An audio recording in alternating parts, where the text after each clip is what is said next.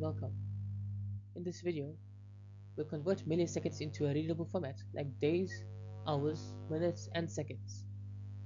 This is useful when working with durations like timers, progress bars, or analytics. We'll write a flexible function that handles all these units neatly. Let's take a look at how we can build this step by step.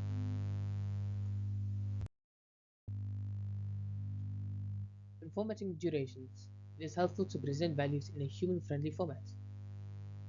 We want to extract each unit and show only the relevant ones. This avoids clutter while still giving full context. Now, let's dive into the code that makes it happen.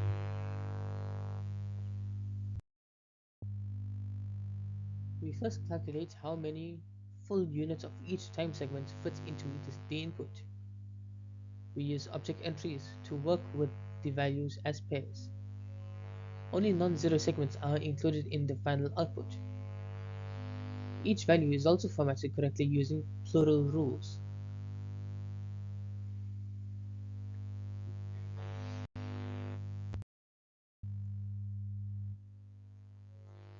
This function breaks time into parts with simple arithmetic.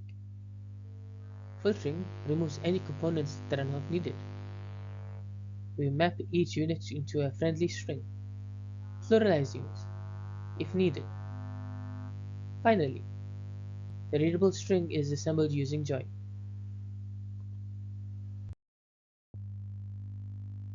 Take a look at these examples. In the first one, 1001 milliseconds become 2 time segments. The second shows a longer time span broken into multiple parts. This makes it far more readable and useful in reports or logs.